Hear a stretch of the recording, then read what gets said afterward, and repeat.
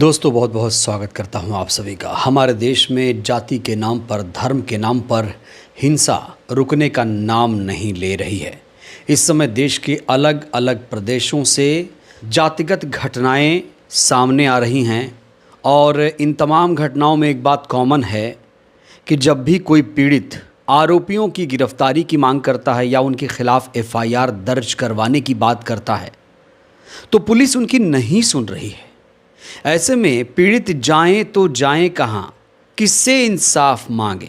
जब इनकी इस समय सिस्टम नहीं सुन रहा है, जब सिस्टम इस समय सो रहा है, तो देश के अलग अलग प्रदेशों से तमाम पीड़ित अब चंद्रशेखर आज़ाद से इंसाफ की गुहार लगा रहे हैं। वहीं इस समय चिराग पासवान बहुत ज़्यादा ट्रोल हो रहे हैं। चिराग पासवान इस समय अंबेडकर वादियों के निशाने पर आ गए हैं, क्योंकि चिराग पासवान पर आरोप है कि उन्होंने एक जातिवादी आरोपी को संरक्षण दिया है। इस मुद्दे पर भी बात करेंगे। साथ ही आपको चंद्रशेखर आज़ाद का वो खास वीडियो दिखाएंगे जिसमें उन्होंने बहुजन समाज से एक बहुत बड़ा कमिटमेंट कर दिया है, बहुत बड़ा वादा कर दिया है। तो शुरुआत करेंगे उत्तर प्रदेश से आई इस तस्वीर से। दोस्तों ये तस्वीर उत्तर प्रदेश के शाहजहांपुर से सामने आई है। इस समय ये परिवार काफ़ी ज़्यादा दुखी है, काफ़ी ज़्यादा हताश है, निराश है। जब इसकी सिस्टम ने नहीं सुनी तब इस परिवार ने अपने सांसद चंद्रशेखर आज़ाद से किस तरीके से इंसाफ की गुहार लगाई। दोस्तों ये तस्वीर आपको ज़रूर देखनी चाहिए। चंद्रशेखर भाई, आपसे मेरा ये निवेदन है। मैं जिला शाहजहांपुर पुवाया तहसील ग्राम खानेपुर मड़िया का ये मामला है। यहाँ मेरे पापा को ठाकुरों ने खेत में मारा है। वहाँ से बाइक में घसीट के 4 किलोमीटर ले जाकर अपने गांव में जिंदा जलाने की कोशिश कर रहे थे। मेरे यहाँ तक हम पुवाया थाना कार्रवाई कर रहे हैं, यहाँ मेरी कोई नहीं सुन रहा है। आपसे ये निवेदन है, अगर मेरी आवाज आप तक जा रही है तो प्लीज मेरी समस्या का हल करें। भाई मैं न्याय दूंगा, आपके अलावा हमारा कोई नहीं सुनने वाला है। हमें न्याय चाहिए। दरोगा सीओ सब यहाँ पैसे खाए बैठे हैं, कोई सुन ही नहीं रहा है। सब उल्टी लैंग्वेज में बात कर रहे हैं।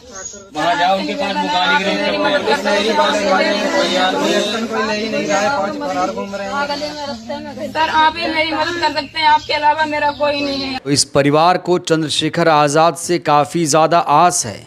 कायदे से तो इस परिवार को पुलिस के पास, सरकार के पास जाना चाहिए, वहाँ से इंसाफ लेना चाहिए, वहाँ से मदद की गुहार लगानी चाहिए, अपने सांसद विधायक से मदद की गुहार लगानी चाहिए।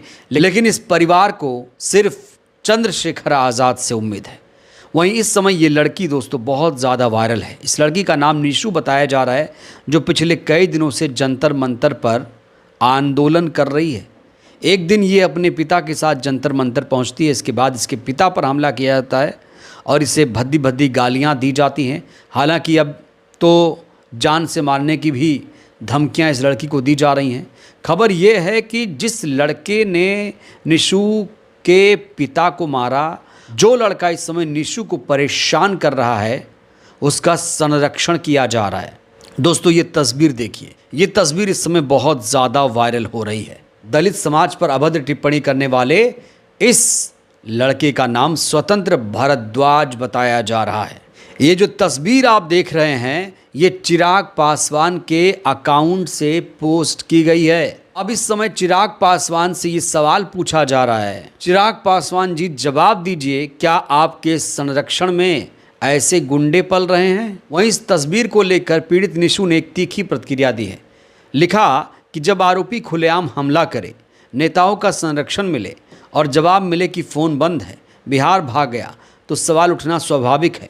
अगर कानून सबके लिए बराबर है तो कार्रवाई भी बराबर होनी चाहिए। दिल्ली पुलिस से निष्पक्ष और शीघ्र कार्रवाई की अपेक्षा है। यहाँ दिल्ली पुलिस से मदद की गुहार लगाई जा रही है, लेकिन दिल्ली पुलिस ने अभी तक इस मामले में कोई भी एक्शन नहीं लिया है। दोस्तों इस समय चंडीगढ़ से भी एक तस्वीर वायरल हो रही है। इस समय इस लड़की को कैसे परेशान किया जा रहा है, कौन परेशान कर रहा है, ये लड़की आखिर क्या चाहती है, सिस्टम इसके साथ कैसा व्यवहार कर रहा है। दोस्तों मुझे लगता है इस पीड़ित लड़की का दर्द भी आपको सुनना चाहिए, जिससे आपको ये पता चलेगा कि जाति के नाम पर हिंसा कितनी ज़्यादा बढ़ रही है। मैं गौरी, सेक्टर 38 वेस्ट चंडीगढ़ में रहती हूँ, मैं वाल्मीकि समाज की लड़की हूँ।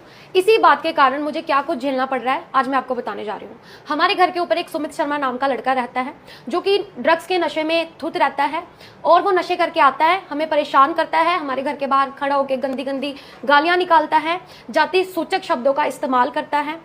और वो शर्मा है और मैं वाल्मीकि समाज की लड़की हूँ, इस वजह से वो मुझे देखकर भी थूकता है। जब भी मैं बाहर निकलती हूँ या तो मुझे देखकर थूकेगा या जाति सूचक शब्दों का इस्तेमाल करेगा या गंदी गंदी गालियाँ वो निकालेगा। 24 मई के दिन उन्होंने नशे में मेरी बहन के ऊपर गले के ऊपर हाथ डाला। इस बात की कंप्लेंट हमने एसएसपी साहब के यहाँ पर दी थी। उसने मेरी बहन के गले पर हाथ डाला, मेरे साथ बहुत ही ज़्यादा गंदी तरह से बदतमीजी की। इस बात की कंप्लेंट हमने एसएसपी साहब के यहाँ पर दी, लेकिन उसके खिलाफ कोई भी एक्शन नहीं लिया गया। और उसके बाद उसकी और हरकतें मैं आपको बताती हूँ।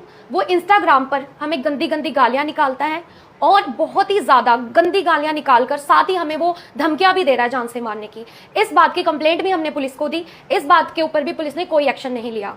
आज सुबह मैं और मेरे हस्बैंड कहीं जा रहे थे, अचानक से वो नीचे आया और मेरे साथ बदतमीजी करने लगा।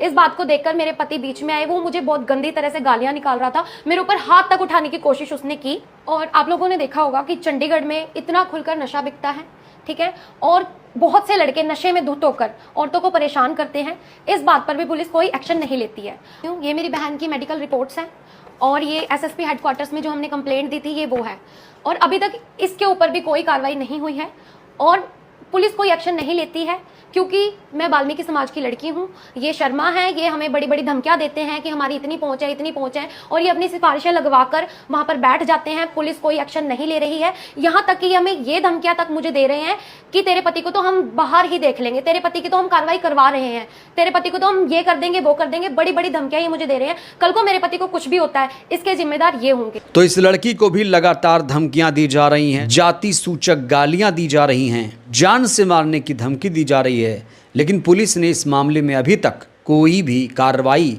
नहीं की। इस समय डबल इंजन सरकार राजस्थान से एक और तस्वीर सामने आई है।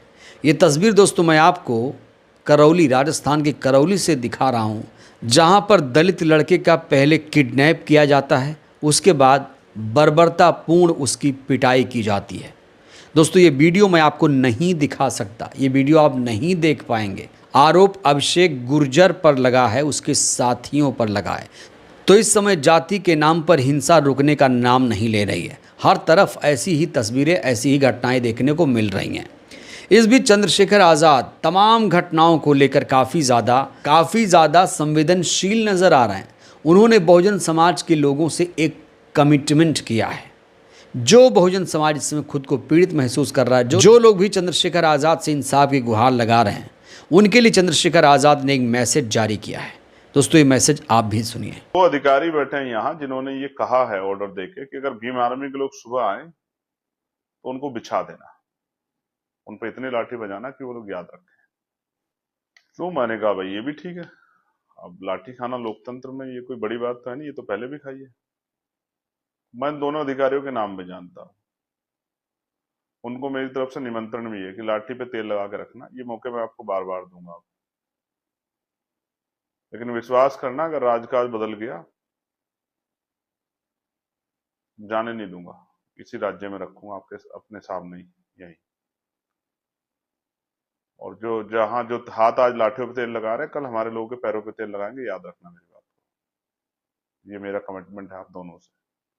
आप सुनोगे मुझे, आपके चाहने वाले बता देंगे आपको। तो यहाँ चंद्रशेखर आज़ाद ने कहा है कि जैसे ही राजकाज बदलेगा, जैसे ही सत्ता परिवर्तन होगा, इन जातिवादी लोगों को ज़रूर सबक सिखाया जाएगा।